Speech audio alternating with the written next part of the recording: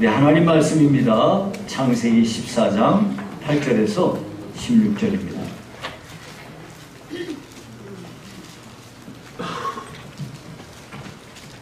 창세기 14장 8절에서 16절까지 제가 봉독해 드리겠습니다. 소돔 왕과 고모라 왕과 아드마 왕과 스보임 왕과 벨라 곧 소알 왕이 나와서 시딤 골짜기에서 그들과 전쟁을 하기 위하여 진을 쳤더니 엘람 왕 그돌라오멜과 고임 왕 디달과 시날 왕 아무라벨과 엘라살 왕 아리옥 네 왕이 곧 그 다섯 왕과 맞서니라. 시딤 골짜기에는 역청 구덩이가 많은지라 소돔 왕과 고모라 왕이 달아날 때에 그들이 거기 빠지고 그 나머지는 산으로 도망하매 네 왕이 소돔과 고모라의 모든 재물과 양식을 빼앗아 가고 소돔에 거주하는 아브라함의 조카 롯도 사로잡고 그 재물까지 노력하여 갔더라. 도망한 자가 와서 히브리 사람 아브라함에게 알리니 그때 아브라함이 아모리 족속 마므레 상수리 숲을 근처에 거주하였더라. 마므레는 에스골의 형제요 또 아넬의 형제라. 이들은 아브라함과 동맹한 사람들이더라. 아브라함이 그의 조카가 사로잡혔음을 듣고 집에서 길리고 훈련된 자 318명을 거느리고 단까지 쫓아가서 그와 그의 가신들이 나뉘어 밤에 그들을 쳐부수고 다메섹 왼편 호바까지 쫓아가 모든 빼앗겼던 재물과 자기의 조카 롯과 그의 재물과 또 부녀와 친척을 다 찾아왔더라. 아멘.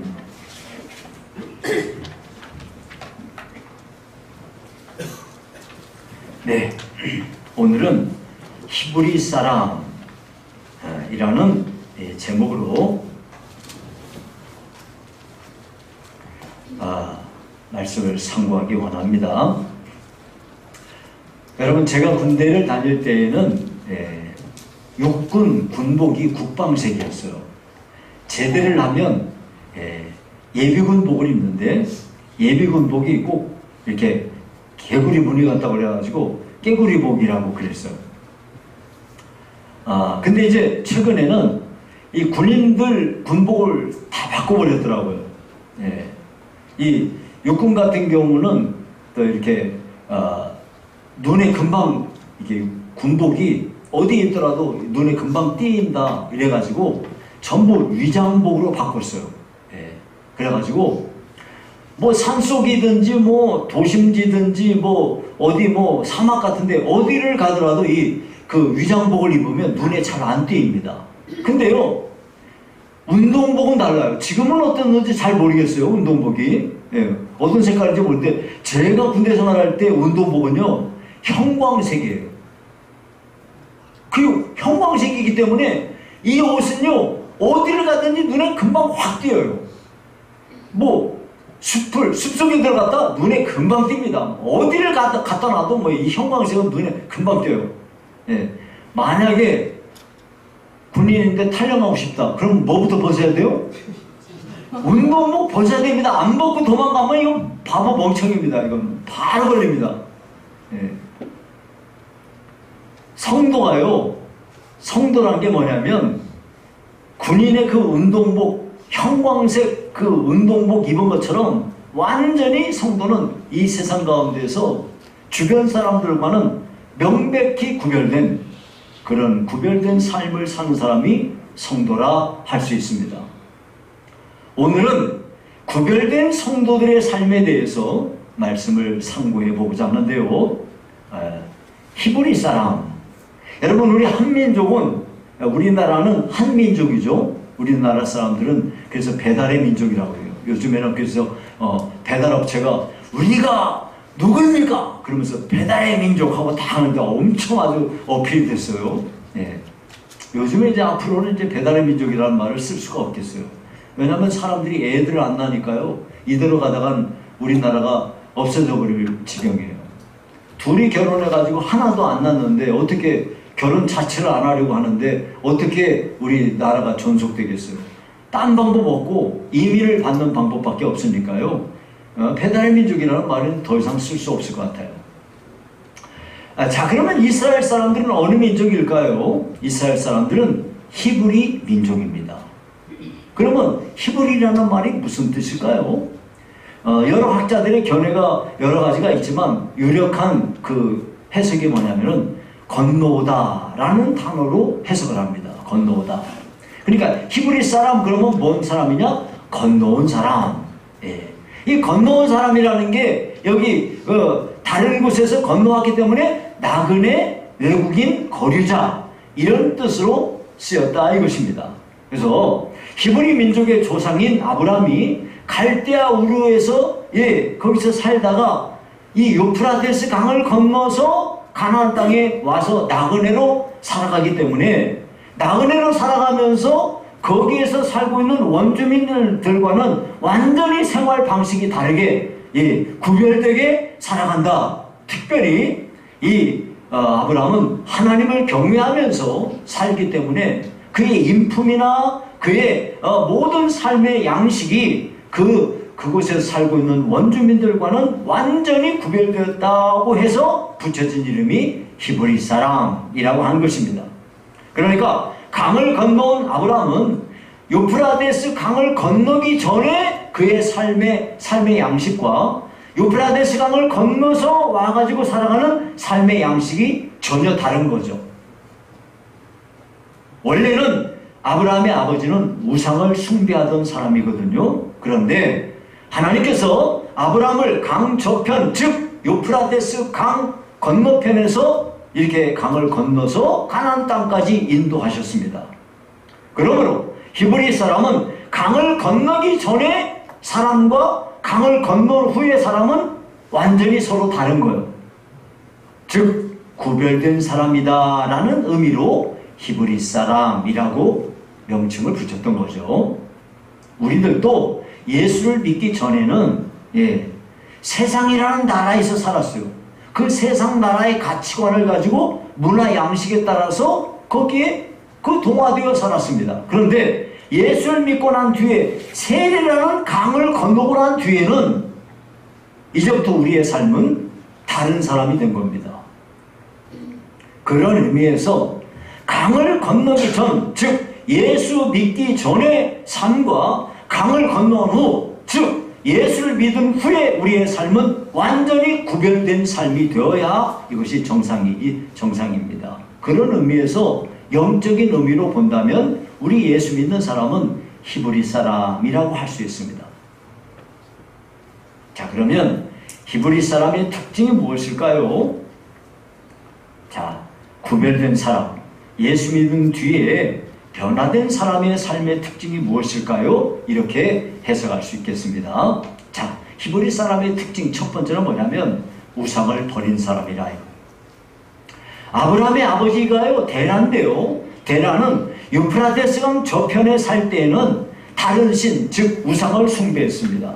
이것을 여호수아가 이렇게 말하는데요. 여호수아 24장 2절에 옛적에 너희의 조상들 곧 아브라함의 아버지 나홀의 아버지 데라가 강 저쪽에 거주하여 다른 신들을 섬겼으나 내가 너희의 조상 아브라함을 강 저쪽에서 이끌어내어 가나안 온 땅에 두루 행하게 하고 그의 씨를 번성하게 하려고 그에게 이삭을 주었으며 하고 하나님이 말씀하신 것을 여호수아가 백성들에게 선포합니다. 여기에서 중요한 게 뭐냐면 아브라함의 아버지 데라가 강 저쪽 편에서 우상 숭배했다 그 말이에요. 그러나 이러한 아브라함을 고향과 친척 아버지의 집을 떠나라 하시고 하나님은 그 아브라함을 유프라테스 강을 건너게 하여 오직 여호와 하나님만 섬기는 백성으로 그를 만드신 거죠. 여러분, 사람들이요 왜 우상을 숭배할까요? 우상은요, 인간은 누구든지 욕망이 안에 있어요. 다 인간은 만약에 욕망이 없어? 그건 인간이 아니에요. 그건 사람이 아니에요. 인간이면 누구든지 다 정욕을 가지고 살아요. 그 욕구를 채우기 위하여 우리가 노력하며 살죠. 인간은요, 자기 마음속에서 일어난 욕망을요, 이렇게 자꾸 눈으로 보이는 것으로 바꾸고 싶어요. 눈으로 바꿔서 형상화시키고 싶어요. 이게 바로 우상입니다. 그래서 우상은요, 한마디로 말하면 타락한 인간의 본성과 딱 맞아떨어지는 거예요. 여러분, 우리 이제 여기 많은 분들이 알아요. 우리 교단에서는요, 예배당 뒤에 십자가를 걸어놓지 못하게 돼 있어요.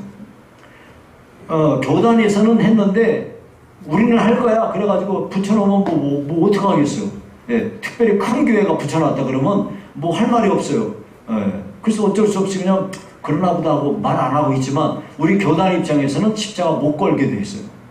왜 못 거냐?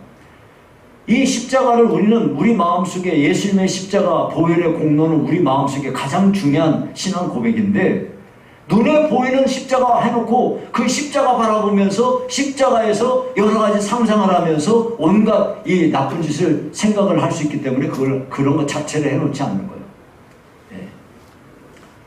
실제는 예배당에 십자가를 여기는 교회입니다. 예배하는 곳이에요. 이거 표시하기 위해서 조그맣게 하면 돼요. 근데 우리 십자가가 너무 커가지고 제가 좀 마음이 좀 부담이 되긴 하는데, 그래서 여느 교회들은요, 최근에는 아예 예배당에다가 십자가 자체를 해놓지 않는 교회도 있어요. 저기 이단교회인가? 이렇게 생각이 들 정도로 아예 그것조차도 안 하는 교회가 있습니다. 어쨌든 사람들이 마음속에 이렇게 인간의 본성 속에 우상을 이렇게 딱 만들고자 하는 욕구가 있단 말이죠. 예를 들어 볼게요. 사람들 마음속에는 음행하려는 욕망이 있어요. 이것을 위해서 사람들이 비너스 신을 만들어냈어요. 그래가지고 그 비너스 신의 이름으로 합법적으로 합리화시키면서 음행을 저질러요. 사람들 마음속에요, 돈에 대한 욕망이 있어요.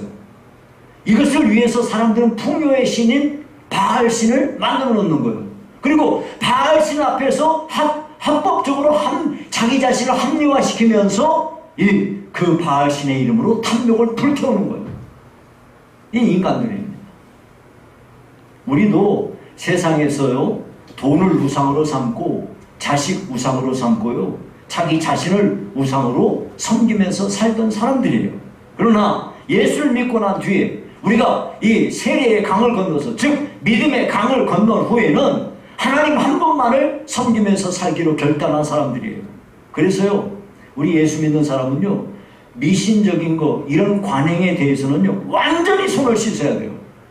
제가 여러분들에게 여러 번 말씀드리지만 예수 믿는 사람은 토종비결 이런 거 아예 꺼내지도 마세요. 사주팔자, 굿, 부정, 관상, 수상, 족상, 손 없는 날, 컴퓨터 운세, 혼인궁합, 살풀이궁합, 이혼궁합, 애정궁합, 타로카드 이런 거 일절하면 안 돼요. 모양이라도 본받으면 안 돼요. 하나님이 진노하십니다. 우리는 예수 믿고 난 뒤에는 이 세상의 우상과 관련된 모든 것을 완전히 손 씻어야 됩니다. 두 번째, 히브리 사람은 어떤 특징을 갖고 있을까요? 영원한 나라를 바라보며 나그네로 사는 사람입니다. 다 같이 읽어봅시다. 시작. 영원한 나라를 바라보며 나그네로 사는 사람. 아브라함은요, 유프라데스 강 저편에 살 때는요, 정착민으로 살았어요. 정착민이 뭡니까? 한 곳에 집 짓고요, 거기서 그냥 사는 거예요. 그 집을 지어놓고 그 집 중심으로 사는 거죠. 그런데요, 강을 건넌 후에는 유목민이 되었어요. 여러분, 유목민이란 게 뭡니까? 양을 기르기 위해서 풀이 많이 있는 곳을 찾아서 이곳저곳으로 이주하면서 장막치고 옮겨다니면서 사는 사람이 유목민이에요. 한 곳에서 정착하며 살던 사람이 유목민이 되었다? 이건요, 삶의 모든 게 다 바뀐다는 걸 의미하는 거예요. 여러분, 이 유목민으로 살려면요, 풀 있는 곳으로 이동했어요. 그러면 거기다가 뭐부터 해야 돼요? 거기서 이제 잠자고 먹고 있으려면 텐트 쳐야 돼요. 거기다가. 그러면 텐트를 갖고 다녀야 되는데, 그러면 이 텐트가요, 화려하고 좋은 텐트 필요 없어요. 튼튼하고요. 예. 실용적인 거야. 제일 좋은 거예요. 그리고 가지고 있는 모든 도구도 이제부터는, 예, 뭐 이게 좋으냐 나쁘냐 따지지 말고, 예, 최대한 이동하기 쉽고 간단한 게 좋은 거예요. 크거나 무거운 건 피해야 되고요. 최대한 작고 가벼운 게 좋아요. 예쁜 것보다는 실용적인 게 좋은 거고요. 무엇이든지 여러 개보다는 꼭 필요한 양만 준비해야 이게, 예, 사랑하는 양식에 딱 맞습니다. 먹는 것도 우리는 일반적으로 일식 삼찬 얘기하는데요. 최대한 간단히 먹어야 돼요. 음식물 쓰레기 없애야 됩니다. 면도요? 뭔 면도? 염색요? 파마? 아이고 네일 아트? 발가락 아트? 아이고 그런 거 필요 없어요. 옷장도 뭔 필요가 있어요? 옷장 말고 한 번 옷 입고 자고 그걸로 다 해요. 이와 같이 나그네로 산다는 거는요, 예전의 삶과는 완전히 다른 삶을 사는 거예요. 아브라함은요, 유목민으로 살기 위해서 삶의 모든 걸 다 바꾼 거죠. 무엇보다도 아브라함은 우상을 버리고 여호와 하나님을 믿으면서 살았습니다. 가는 데마다 여호와 하나님께 제단을 쌓고 제사를 드리며 살았죠.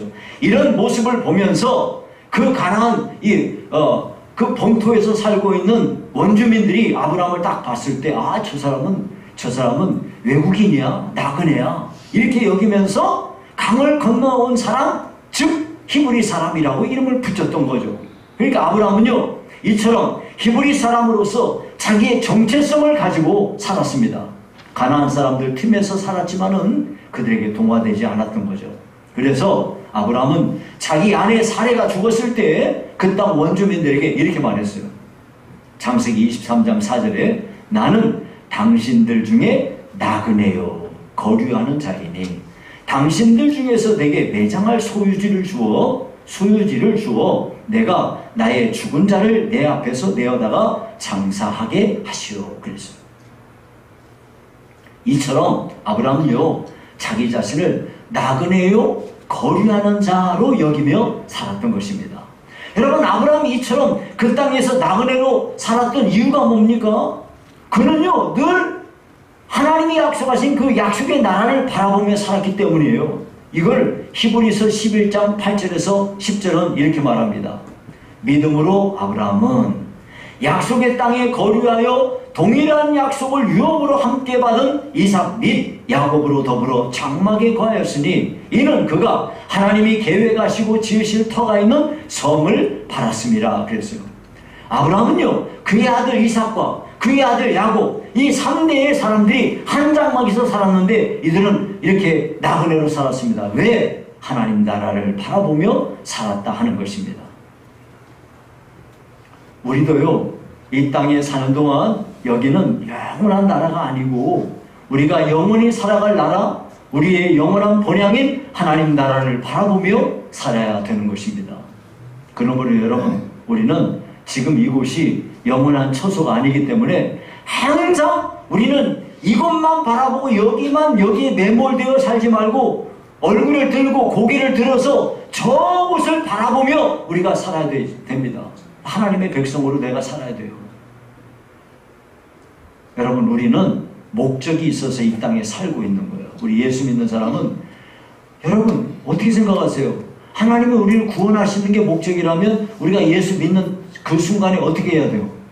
우리가 예수 딱 믿었어. 그러면 어떻게 해야 돼요? 바로 그 자리에 죽어버려야 돼요. 그래야 죽어가지고 데려가서 천국 가게 하려고 하면 바로 죽여야 되죠. 근데 우리가 예수 믿고 우리를 하나님이 죽이지 않으세요. 왜 이 땅에 살게 하십니까? 하나님이 우리를 이 땅에서 살게 하시는 분명한 이유가 있어요. 그것은요, 하나님이 살아계시다는 거. 네.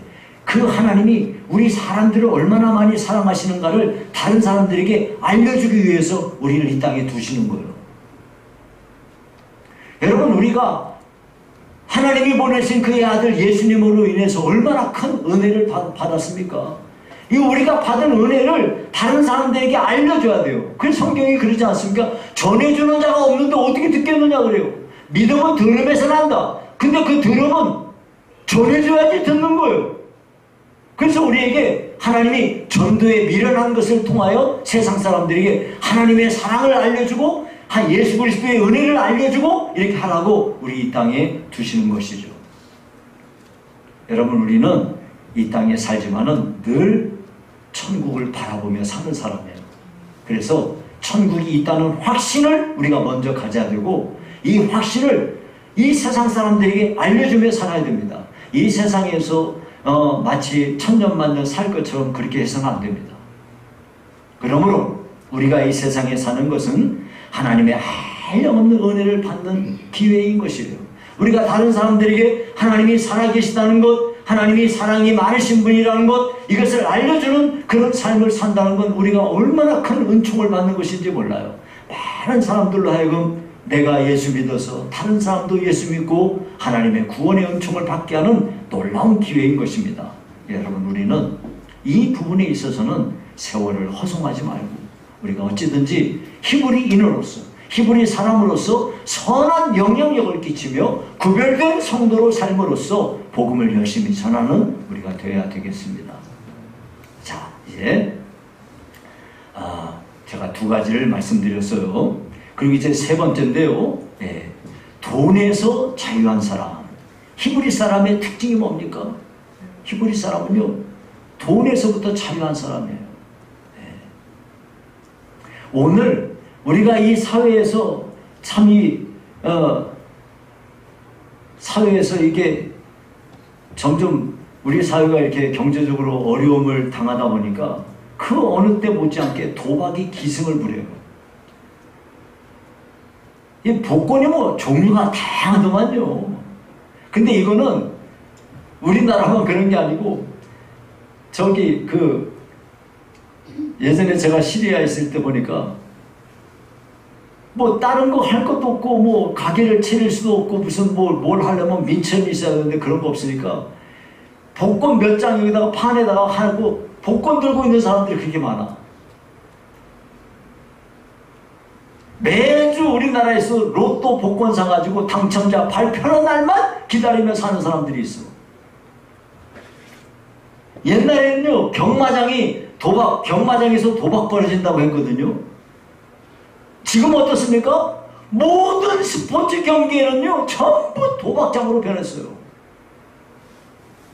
중국에서는요, 그 아이가 스마트폰 사기 위해서 자기 장기를 이 속에 있는 장기를 팔겠다고 광고를 낸 아이가 있어요.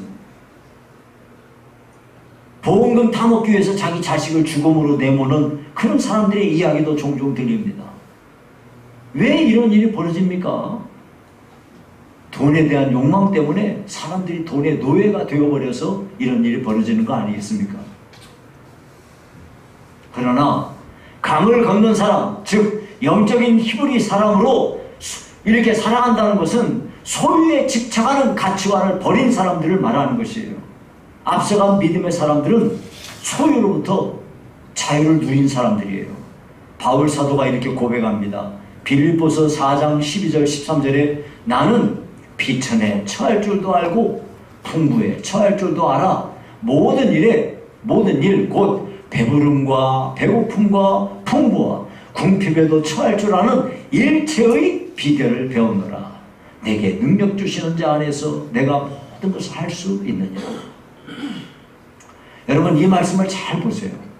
내가 비천에 처할 줄도 알고. 내가 없어? 없어? 그래, 없어. 네. 풍부에 처할 줄도 알아. 조금 넉넉해? 그래, 좀 넉넉해. 여러분, 어떤 사람은 부족하면 자꾸 누구한테 빌리려고 그래요. 없어? 하지 말라고. 돈이 없어가지고 차가 없어? 차 빌리지 마. 왜 빌려? 없으면 버스 타고 가. 왜 자꾸 빌리려고 그래? 빌리면 그게 빚이잖아. 나한테 짐이 되잖아. 왜 남한테 빌리려고 그래?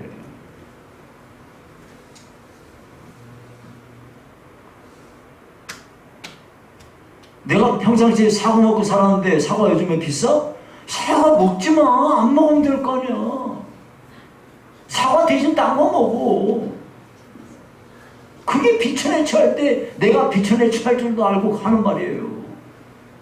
좀 없으면 어때? 없으면 고개 숙이는 사람이 있어. 왜 고개 숙여?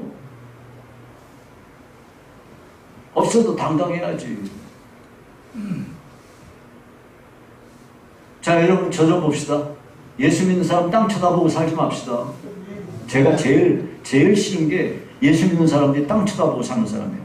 내가 여러분들에게 얘기해 줄게. 어떤 목사님이 이야기를 하시는데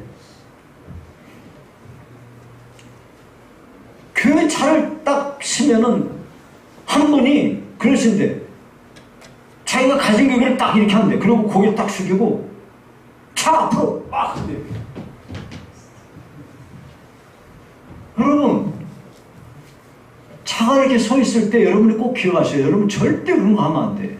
차가 이렇게 서 있으면 만약에 횡단보도다. 그러면 횡단보도를 여러분이 갈 때 차가 한 대가 여기 서 있어. 그럼 저쪽이가 안 보일 거 아니야. 차가 가려가지고 안 보일 거 아니야. 그럼 무슨 생각을 해야 되냐면 내가 여기 차가 오는데 여기 오토바이 한 대가 확 지나갈 수 있다는 생각을 항상 해야 돼요. 어떤 사람이 신호 위반하고 차를 확 몰고 갈 수 있는 거야. 그래서 안 보이는데 딱 이렇게 하고 땅 쳐다보고 간다? 나는 여기서 죽을래요. 그 말이랑 똑같은 거예요. 그래서 저는 운전하고 갈 때 횡단보도인데 여기 차가 서 있다? 그러면 어떤 사람이 여기서 오는 사람이 분명히 있을 수 있다 생각하고 분명히 녹색불이지만 일단 딱 주시하고 그 다음에 속도를 줄였다가 확인한 뒤에 속도 내고 가는 거예요.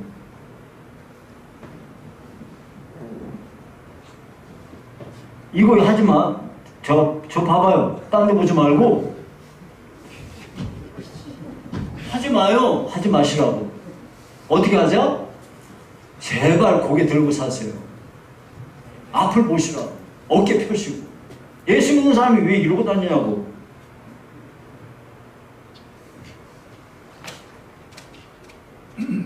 죄송해요. 제가 이거 혼내려고 그런 게 아니에요. 진짜예요. 여러분들 그런 분이 혹시라도 한 명이라도 있을까봐. 절대 여러분들은 다 여기 계신 분들은 안 그랬을 텐데요. 네, 다 이렇게 어깨 펴시고 네, 그렇게 하셔야 돼요. 그래서 비천에 처해? 그럼 비천에 처한 거 어때? 뭐 조금 불편하지. 좀 넉넉해? 그럼 가서 그럼 놔두세요. 넉넉하잖아요? 그럼 가서 가족들하고 외식도 하시고 친한 분들이 있으면 야 가서 내가 한 떡 낼게. 그리고 밥도 사고 그래. 좀 여유 있을 때.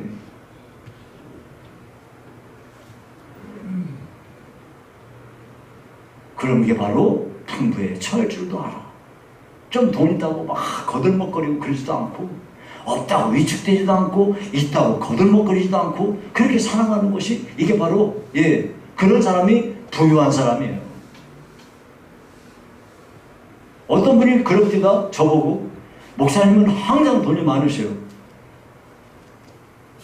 어떤 분이 또 그래요? 목사님이 뭔 돈 쓸 때가 있어. 뭔 소리 하는 거야? 제가 얼마나 돈 쓸 때가 많은데.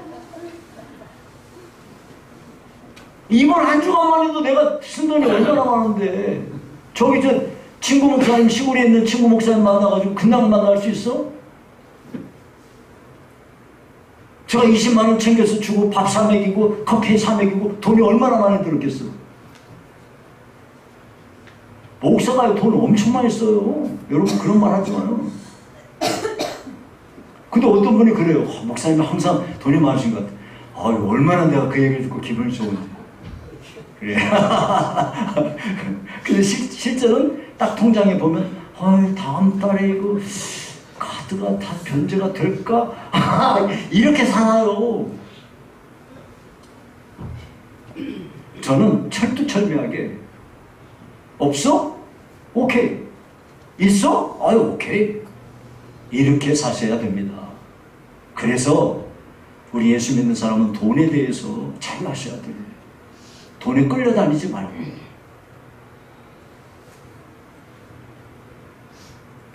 강 건넌 그리스도인은 가난해도 비굴하지 않아요. 좀 가졌어도 절대 교만하지 않습니다.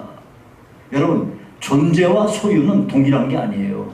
오늘날 많은 사람들이 한 사람의 가치를 그가 어떤 것을 얼마나 많이 가졌냐? 여기에 따라서 그가 가지고 있는 소유에 따라서 사람을 평가하는 경향이 있어요.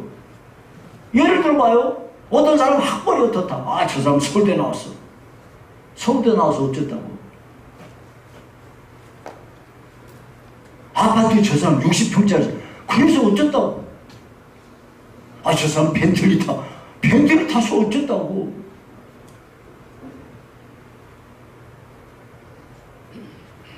어떤 사람이 어떤 인맥을 가지고 있는지, 그 사람이 돈이 얼마나 많은지 이런 걸 가지고 그 사람을 평가하는 경향이 있습니다.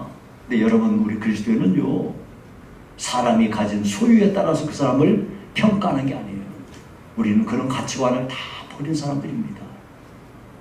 우리는요, 이 세상 사람들이 돈을 전부 알고 살지만은 우리는 그런 사람들이 눈으로 볼 때 우리는 정말 돈으로부터 자유를 누리며 사는 사람이 되어야 될 줄로 믿습니다. 우리 히브리 사람은 어떤 사람이냐? 돈에서 자유한 사람이에요. 마지막으로 네 번째는요, 히브리 사람은 진실하게 사는 사람입니다. 아비멜렉과 그 군대장관 비골이 아브라함을 찾아와서 말했어요. 창세기 21장 22절에 보니까 내가 무슨 일을 하든지 하나님이 너와 함께 계시도다. 이게 무슨 말이에요? 그 이방인들이요, 아브라함을 인정했어요. 그러니까 아브라함은 인정받은 사람이라 이거예요. 그 후에 이 사라가 죽었습니다. 아브라함이 해쪽 속에 가서 말했어요. 내게, 창세기 23장 4절에 내게 매장지를 주어 죽은 자를 장사하게 하소서 그랬어요. 그랬더니 해쪽 속이 말했어요. 23장 6절에 이렇게 말했어요. 내 주여 들으소서. 당신은 우리 가운데 있는 하나님이 세우신 지도자이시니 우리 묘실 중에서 좋은 것을 택하여 당신의 죽은 자를 장사하소서. 우리 중에서 자기 묘실에 당신의 죽은 자 장사함을 금할 자가 없으리이다. 이게 무슨 말이에요? 거기 원주민들한테 아브라함은 완전히 인정받은 사람이었다 이 말이에요. 아, 저 사람은 보증수패야. 저 사람은 정말 괜찮은 사람이야 하고 인정을 받았다는 것이죠. 여러분, 우리 예수 믿는 사람, 이 히브리 사람, 구별된 하나님의 사람은요, 예수 안 믿는 사람들에게 인정을 받으셔야 돼요. 모든 면에서 성실하게 사시고, 저 사람은 참 괜찮은 사람이야, 저 사람은 참 최선을 다하는 사람이야, 저 사람은 진짜 확실한 사람이야.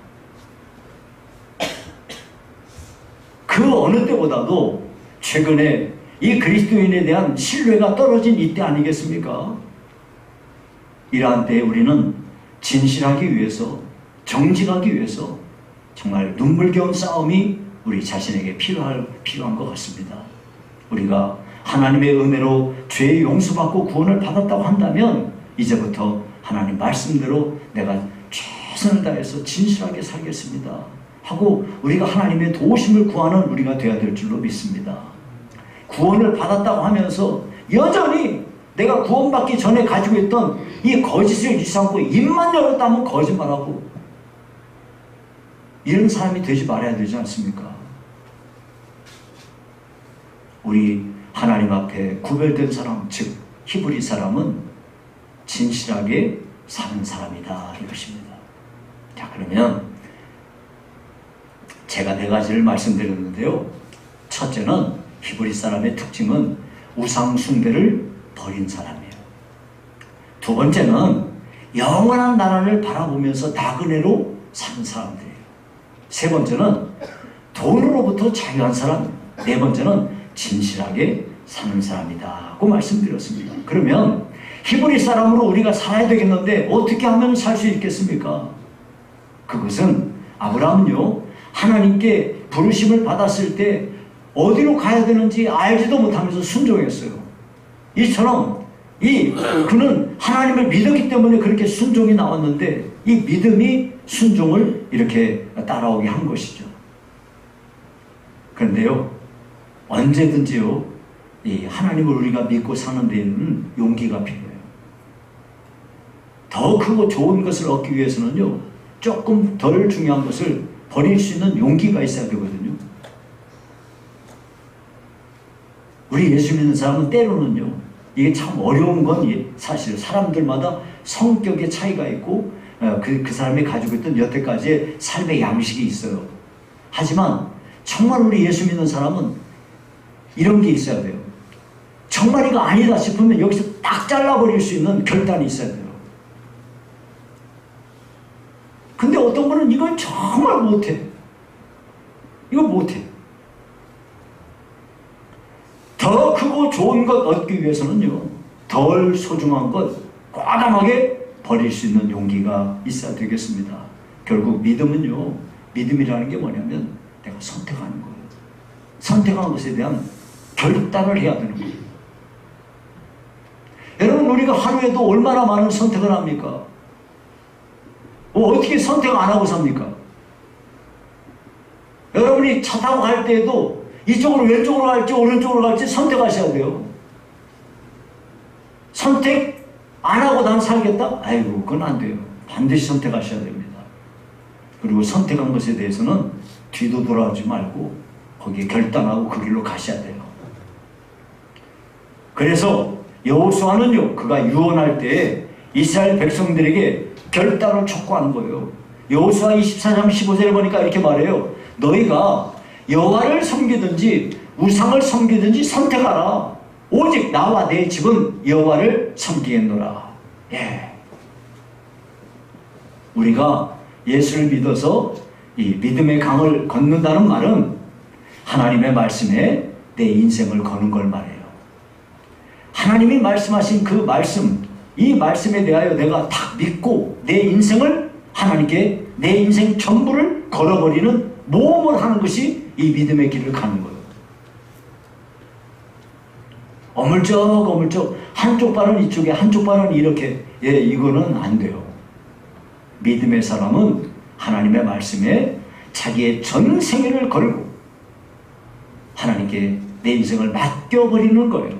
그럼 놀라운 일이 벌어지기 시작하는 겁니다. 하나님이 우리의 삶을 책임져 주시는 거죠. 이제 말씀을 맺겠습니다. 우리는 주위 사람들로부터 히브리 사람, 즉 성도라는 칭호를 받으며 사는 사람들이에요. 우리는 우상 숭배를 버린 사람이며 영원한 나라를 바라보면서 기꺼이 이 땅에서 나그네로 사는 사람들입니다. 돈에 매여 살지 아니하고 진실하게 사는 사람들입니다. 우리는 하나님의 말씀에 이 말씀대로 살기 위해서 이것을 선택하고 이 길로 결단하고 나아갈 때 이 모든 일을 우리가 해낼 수 있게 되는 것입니다. 여러분, 우리는 히브리 사람입니다. 기꺼이 세상 사람들과 구별되십시오. 세상 사람들 가운데서 우리가 살지만 저 사람은 뭐가 달라도 달라. 그렇게 해야 되지. 예수 믿지 않는 사람들 틈바구니에서 네가 난지 나가 넌지 이거 모르게, 이게 아닙니다. 우리는 예수 안 믿는 사람들하고 얼마든지 같이 우리가 살지만은 그들 가운데서 별처럼 환하게 빛나는 여러 성도들이 되시기를 주의 이름으로 축원합니다.